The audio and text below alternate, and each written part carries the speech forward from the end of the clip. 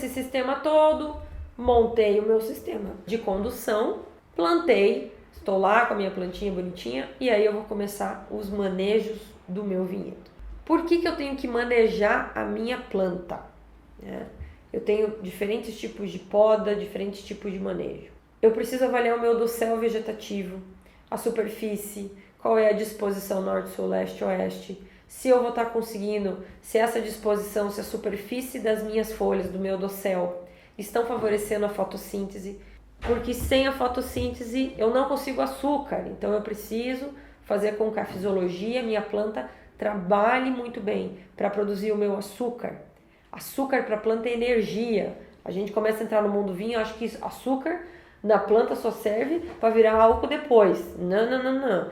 A minha planta precisa de açúcar para ter energia, para produzir mais elementos para daí os compostos, tá? Então eu preciso de energia para crescer, o meu crescimento. De acordo com a quantidade de açúcar, eu vou ter acúmulos ali de amido, no caso, né, que vão ser redirecionados para ramos, tronco e raízes, e eu tenho um acúmulo que vai, no caso, para o açúcar, propriamente dito, para os cachos. Olha lá minha planta, como que eu vou, a disposição dela ali, por exemplo, né, essa imagem a gente está com um exemplo de espaldeira, tá?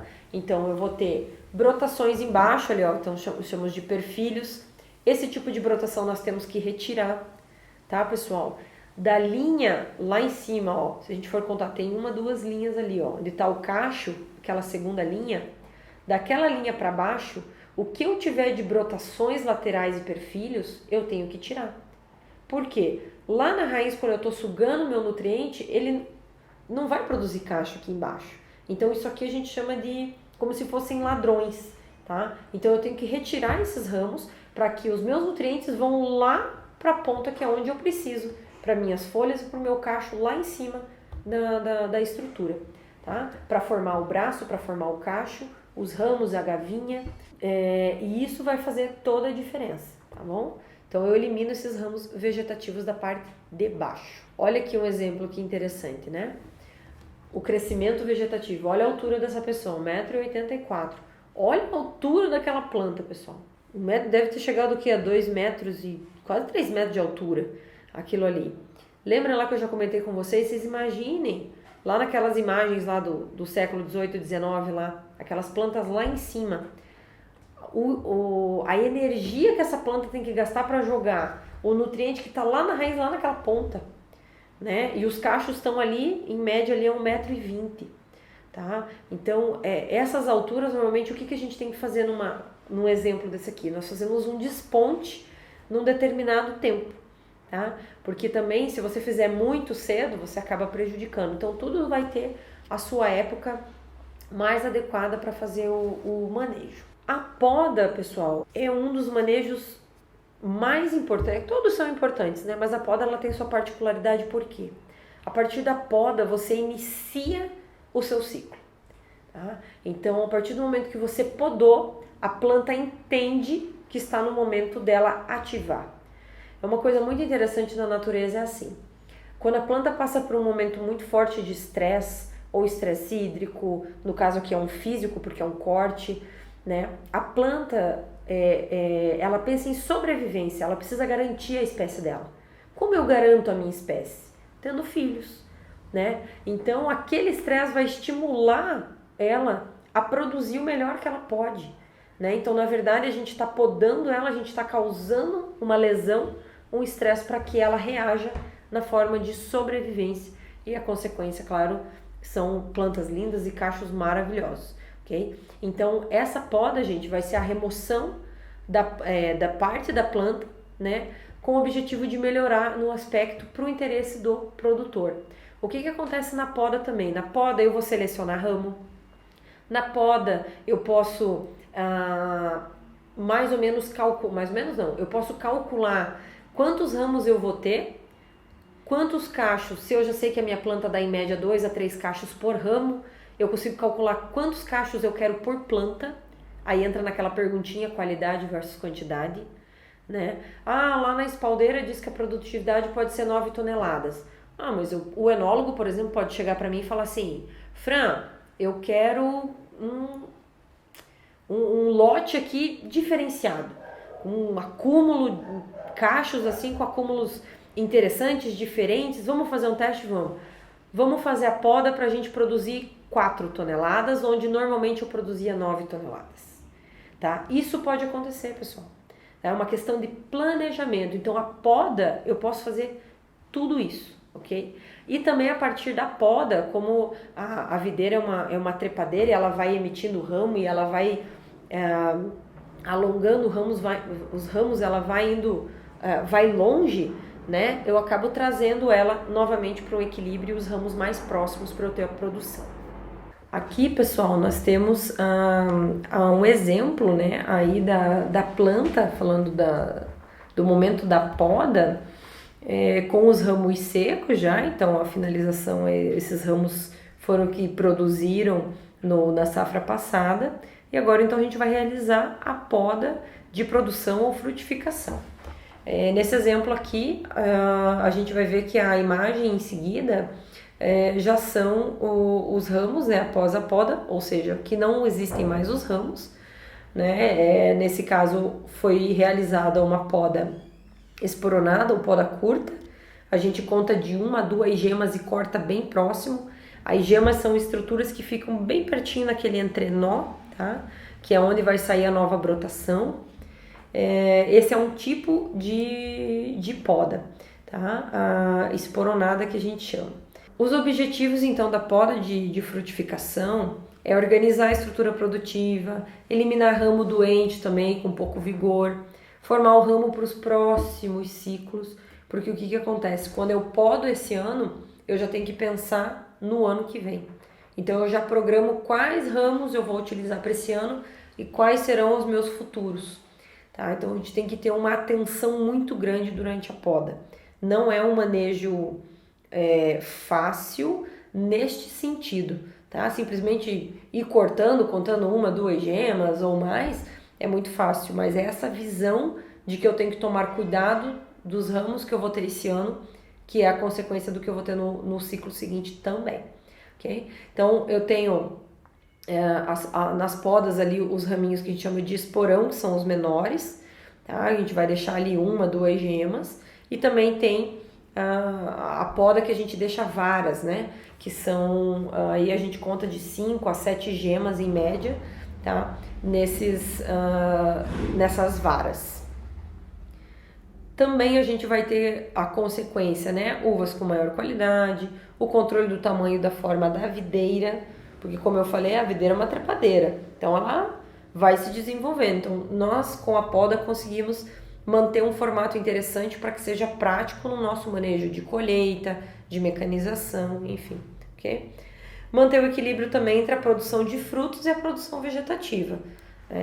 Eu consigo estimar quantos cachos eu vou ter, né? A parte de dossel, se eu deixar ramo demais, eu vou ter muita folha, vou ter mais raleio, vou ter que fazer mais atividades para compensar isso. Dentro dessas podas de frutificação, nós temos os tipos, né? Então, comentei lá o esporonado, o de vara, temos também o tipo de poda de produção em Y, que seria um guiô duplo. Isso aqui é uma cultivar que normalmente utiliza-se, isso é a Viognier. Cada cultivar, pessoal, vai ter a sua particularidade. Então, é importante, de acordo com a cultivar que você tem na sua propriedade ou o vinhedo em si, entender qual é a melhor poda para aquele tipo de cultivar. E esse tipo de informação a gente vai buscar em artigos, em informativos de universidade, de Embrapa, IAPAR, enfim, centros de pesquisa, tá? Que cada vez mais estão conseguindo avaliar isso e trazer para que a gente não erre, né? Quanto menos a gente errar, melhor, né? Apesar que a gente aprende com erro também, né? Enfim, mas é importante no sentido para a gente não prejudicar o nosso próprio vinhedo. Olha só, nessas outras imagens aqui nesse slide, nós temos aí o exemplo do cordão esporonado, né, que lá pequenininho, depois ele desenvolveu, ó, faz essas linhas. O guiô, um pouco mais longo, o guiô em arco, né, que a gente torce ali o ramo, que a gente diz. E o casenave, que não é muito utilizado aqui na nossa região, eu particularmente não conheço, né, o sistema ali em si, porque justamente a gente utiliza principalmente o esporonado, a vara, o guiô, a gente está começando a mexer mais, entender melhor, então é sempre uma evolução, né? A gente vai, todo dia é dia de conhecer e aprender coisa nova. Além da poda de frutificação ou produção, a gente tem o manejo da copa com a poda verde ou poda de limpeza, tá? O que são os objetivos dessa poda? Possibilitar a máxima exposição das folhas ao sol para otimizar a realização da fotossíntese e também permitir uma boa circulação do ar, né, para prevenir justamente o aparecimento de doenças, porque com uma maior ventilação, maior exposição do sol, eu crio condições, né, desfavoráveis para os problemas fitossanitários. Tá? Então, essa poda verde é muito importante, né, uma relação também que a gente vai ter aí de folha e fruto. Tá? Normalmente, nessa poda verde, a gente realiza também uma nova seleção, faz alguns raleios também, tá? Que entram justamente nessas outras atividades no ciclo. Então, os ramos após a poda, então vão começar a crescer e aí a gente tem que fazer o posicionamento desses ramos, né? Então a gente distribui eles nos limites dos arames, de acordo lá com cada sistema de condução que você escolheu, né? E à medida que eles vão se desenvolvendo, vai amarrando ou vai só orientando, né, a condução deles.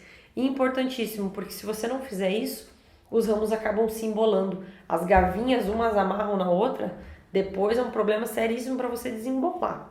Aí vem também o desbrote, a retirada de feminelas, tá? Essa feminela é uma remoção, é uma brotação secundária. Ela não vai originar, né, o meu fruto que eu preciso. Então ela acaba sugando os elementos, né, os alimentos, os nutrientes que a planta deveria estar jogando justamente para o fruto. Então ela é como se fosse uma ladrona, né? Então você elimina ela. E também excesso aí de brotações, nos esporões, no tronco, né? Então você sempre abaixo da linha lá do arame, no tronco, lá perto do chão, eu sempre vou tirando todos esses outros, essas brotações aleatórias, tá? Aí nós temos também o desponte, esse é um momento muito importante, a retirada da parte apical dos ramos, tá? Que é o momento que a gente controla o vigor e mantém a planta mais equilibrada. Não se esqueçam que a videira é uma trepadeira, então o ramo dela, a parte apical, vai seguindo, vai embora. E aqui no nosso caso, a gente precisa concentrar os compostos, os nutrientes no fruto.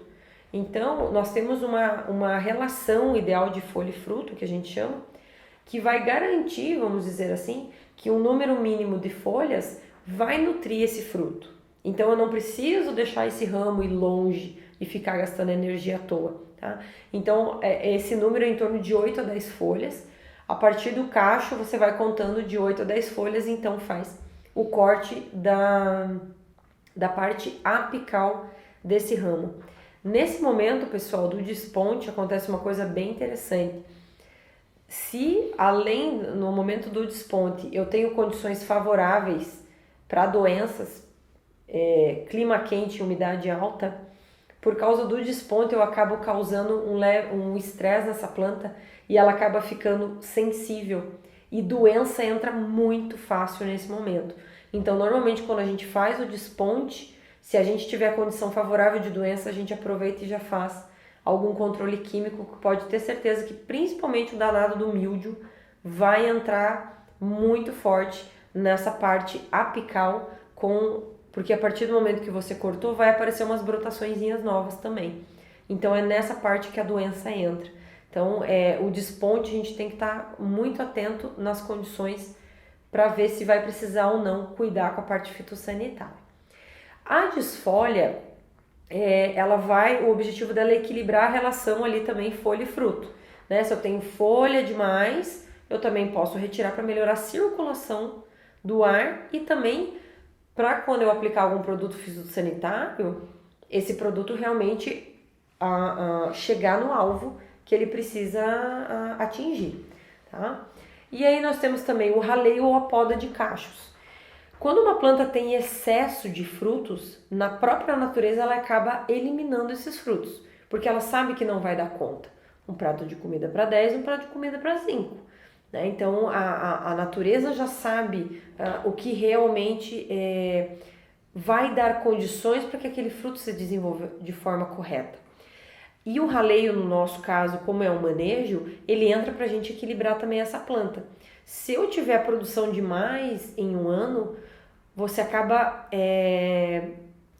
definhando um pouco a planta também, exigindo um pouco demais dela, e pode ser que no próximo ciclo, na próxima safra, ela esteja mais fraca, vamos dizer assim, tá? Seria bem fraco o termo, mas ela, pelo desgaste da safra anterior, filhos demais, frutos demais, ela acaba naturalmente frutificando até menos, tá? Equilíbrio da natureza, a natureza é perfeita, tá? Então ela vai equilibrar. Então esse raleio à poda de cachos é um controle que a gente faz para não exigir demais da minha planta, deixar ela em equilíbrio, e também é uma forma de manejo, quando às vezes eu posso, numa conversa com um enólogo, chegar como um acordo que eu gostaria de um lote que aquele vinhedo, né, aquele lote, aquela cultivar em média me dá 9 toneladas por hectare, naquele ano me dê 4 toneladas, né, para ver o que tem de elementos a mais, o que pode esses frutos concentrarem mais, né, o famoso menos é mais, né, nesse sentido, para talvez ter um produto diferenciado. Então o enólogo e o agrônomo também podem ir fazendo esses experimentos, né, testando também nesse sentido, é nesse momento que o raleio entra como uma ferramenta. E aí a relação ideal do folha e fruto que eu comentei com vocês é o equilíbrio da planta, um mínimo de folhas para que o fruto se desenvolva. Além da poda, outro manejo que a gente faz dentro do ciclo da videira é a questão de irrigação. Se eu tenho uma área num local que chove bastante, que tem uma certa divisão aí, né, durante o ano chove várias vezes, mais equilibrado, às vezes mais ou menos, mais chove, às vezes não é o ideal ou ter o custo com irrigação. Pode ser uma carta na manga, né? Às vezes numa região pode acontecer um estresse hídrico, de repente ficar meses sem chover, você tem a carta na manga da irrigação. E em áreas que não tem chuva, tá? Que é bem mais escasso, eu preciso de irrigação. Então eu tenho que programar minha área, se essa irrigação vai ser por gotejo, se vai ser por inundação, tá? Tem vários exemplos no mundo todo aí que a gente vê, né, imagens aí de inundação, que parecem essas canaletas no meio, a irrigação na imagem acima, né, que é por gotejo, então vai pingando devagarzinho ali e a planta vai desenvolver bem. Porque lembre-se, sem umidade no solo, sem água, a planta não consegue comer. Se ela não vai comer, né, você não tem o desenvolvimento bacana naquele ano daquela planta. Ela vai sofrer pra caramba. E aí também, seguindo lá a linha dos ciclos aí dos manejos, chega o momento da colheita. De acordo com a área que eu tenho sistema de condução, posso utilizar, por exemplo, uma mecanização. Né? Hoje existem equipamentos, né, que já fazem a colheita mecanizada, principalmente para produtos que vão para a agroindústria. Se a gente pensar numa colheita mecanizada para uva de mesa, é um pouco mais complicado, você pode ter cachos lesionados, né? Então, como as pessoas compram com os olhos, já dificulta nesse sentido. E questão de custo também, mão de obra, então você tem que avaliar o todo se realmente compensa. E a sua área também é favorável, né? Se for morro abaixo, não tem muito o que fazer, o maquinário não vai conseguir entrar. Dentro desse ciclo do manejo dos sistemas de condução, pessoal, nós buscamos sempre a qualidade final do meu produto. Então, para eu alcançar a qualidade, eu preciso que tudo que eu faço antes seja muito bem pensado e planejado, né? Desde o preparo do solo, né, as adubações, os controles fitossanitários, tudo isso tem que estar muito bem claro o objetivo, né, para que durante todo o ciclo eu faça os manejos de acordo com o produto final que eu quero. E a gente busca qualidade sempre. E claro, né, como qualquer coisa, se fosse fácil, não teria graça, né? Então nós temos algumas ameaças aí que nós podemos considerar durante o desenvolvimento da minha safra. Ameaças no nosso vinhedo, pragas de solo, filoxera e pérola da terra. Lembrando que a filoxera também ataca a parte aérea, tá? Não é apenas solo. Alguns exemplos aí, no caso de problemas com fungos, nós temos a botrytis, o oídio, o míldio, tá? Insetos, pássaros e outros animais também. Condições climáticas adversas, nós temos granizo, chuva em excesso na época da maturação, geada em época de brotação, porque assim, lá no momento em que a planta está no período de dormência, quanto mais frio fizer, quanto mais geada eu tiver, melhor vai ser, tá? Nesse momento, no natural da videira, ela acumula horas de frio, que a gente chama. No natural, quando ela alcança esse acúmulo de frio, ela acorda sozinha, tá? Dependendo da região que ela tá. Em outras regiões, como uma planta que acabou se espalhando pelo mundo inteiro, a gente tem que estimular ela a acordar, porque ela não tem esse acúmulo de frio. Nós utilizamos a poda, tem estresse hídrico também, tá? Lá, por exemplo, lá no Vale do São Francisco, que eu comentei com vocês, que você tem mais ciclos, né, durante um ano só. E aí o que acontece? Se eu tenho geada depois que brotou, aí eu vou ter a queima, né? Eu vou matar o meu broto. Então não é interessante. Então pode fazer frio? Pode gear? Pode, enquanto ela tá dormindo. Depois que acordou, é água, comida e sol, né? Temperaturas favoráveis, tá bem? Aqui, ó, para vocês lembrarem lá umas imagens aí das pragas de solo, a filoxera, né? Lá na folha forma aquelas bolhas, lá, aquela coisa feia lá, parece uma verruga. Praga de solo, a pérola. As doenças fúngicas, o exemplo, o míldio. O míldio, ó, vocês vão reparar na folha, ele faz tipo um algodão na parte de baixo.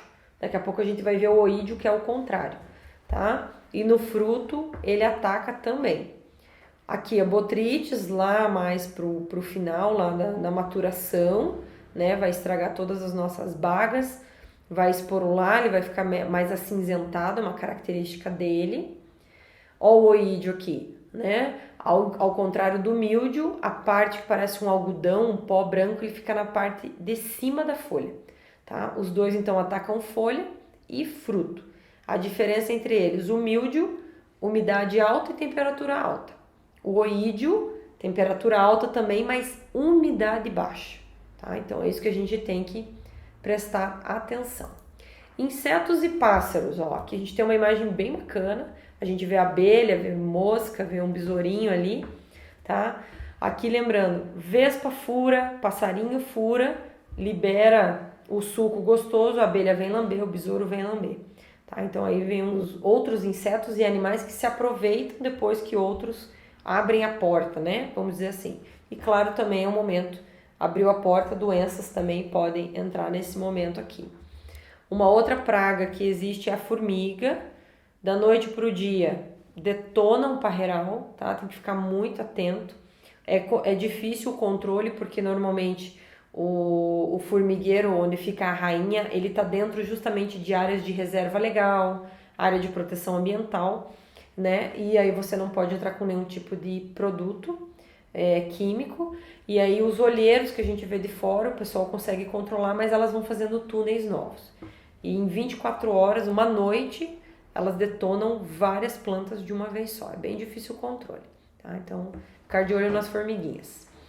Formas que a gente pode tentar evitar né, esse ataque de pássaros e tudo mais, são as telas protetoras de insetos. Né? Aqui a gente tem uma imagem da vinícola Araucária. Essa é uma vinícola que teve um problema sério no primeiro ano de produção, perdeu a produção para os pássaros, né? E a gente aprende com os erros, isso é interessante. E aí, então, todo ano é colocado essas telas para amenizar essa questão de pássaros, e morcegos também atacam as uvas, tá? Aqui é uma outra situação, aqui em São Joaquim, telas anti-granizo, ó. A mesma tela que eu uso embaixo, eu posso usar na parte de cima para evitar aí danos com intempéries climáticos.